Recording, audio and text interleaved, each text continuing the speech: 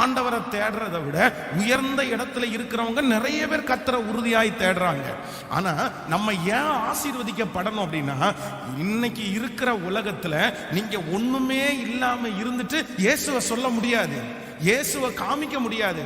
எப்படிதான் காமிக்கணும்னா, நீ வந்து பார், கர்த்தர் என்ன ஆசீர்வதிச்சத பார், கர்த்தர் என்ன உயர்த்தி இருக்கிறத பார். நீங்க ஒண்ணுமே இல்லாம சுவிசேஷ சொன்னாலும் கர்த்தர் ரட்சிப்புக்குள்ள நடத்துவார். ரட்சிப்புக்கு கர்த்தருக்கு தடை இல்லை. ஆண்டவர் அதெல்லாம் ஒரு பெரிய விஷயம் இல்ல. கர்த்தர் யாரை கொண்டாலும் எப்படியும் கல்லை கொண்டே பேசுகிறவர், மண்ணை கொண்டு பேசுறவர், கழுதையை கொண்டு பேசுறவர் உங்களை கொண்டு பேசி ரட்சிப்பார். ஆனா நான் நம்புறேன், ஆனா நீங்க ஆசீர்வதிக்கப்பட்டுட்டு இயேசு பெரியவர்னு சொன்னீங்கன்னா அதுல ஒரு பெரிய வித்தியாசம் இருக்கிறது.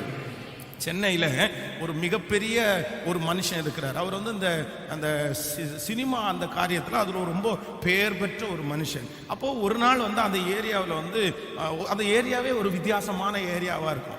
அப்போ அந்த ஏரியாவில் ஒரு பாஸ்டர் என்னை கூட்டிகிட்டு போகிறாரு. கூட்டிகிட்டு போகும்போது எல்லா வீடுகளும் ரொம்ப பெருசாக அழகழகாக கட்டப்பட்டிருக்கு. உடனே நான் கேட்டேன், இந்த ஏரியா என்ன ஏரியா? அப்போ அவர் சொன்னார், இந்த சினிமா நடிகர்கள் எல்லாருடைய வீடுகளும் மோஸ்ட்லி பெரிய பெரிய ஆட்களுடைய வீடு இங்கே தான் இருக்குது அப்படின்னு சொன்னார். அந்த அத்தனை வீடுகளின் நடுவே ஒரே ஒரு வீட்டில் பார்த்தீங்கன்னா 3வது மாடியில் இயேசு பெரியவர் அப்படின்ற ஒரு ரெட் கலர்ல ஒரு லெட்டர் பொறிக்கப்பட்டிருந்துச்சு, லைட்டு. எனக்கு ரொம்ப ஆச்சரியமா இருந்துச்சு. பிரதர், இத்தனை வீடுகளில் இந்த ஒரு வீடு இப்படி இருக்கு.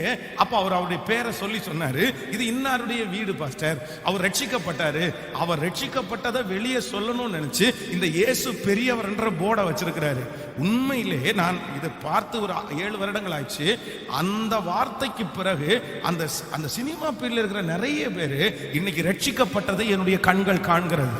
அவங்க ஆண்டவரை ஏத்துக்கிட்டோம், நாங்க ஜெபம் பண்றோம்னு சொல்றத. அப்போ நான் நம்புறேன், ஆண்டவர் உங்களை விருத்தி அடைய பண்ணினார் அப்படின்னா உங்க சொந்தக்காரங்க எல்லாம் ஈஸியா கர்த்தரை ஏற்றுக்குவாங்க, உங்களை சுற்றி இருக்கிறவங்க ஈஸியா ஏற்றுக்குவாங்க. நீங்க விருத்தி அடைஞ்சீங்கன்னா உங்களுக்குள்ளே ஒரு பெரிய கான்பிடென்ட் உங்களுக்கு வந்துடும். அதனால எல்லாரும் கையை உயர்த்தி, இந்த வாக்குத்தத்தம் எனக்குரியது, என் பிள்ளைக்குரியது, நான் கீழே போக மாட்டேன், நான் இனி கீழே விழுவது இல்லை, கர்த்தர் என்னை வர வர விருத்தி அடைய பண்ணுவார். சொல்லுங்க, என் பிள்ளைய விருத்தி அடைய பண்ணு.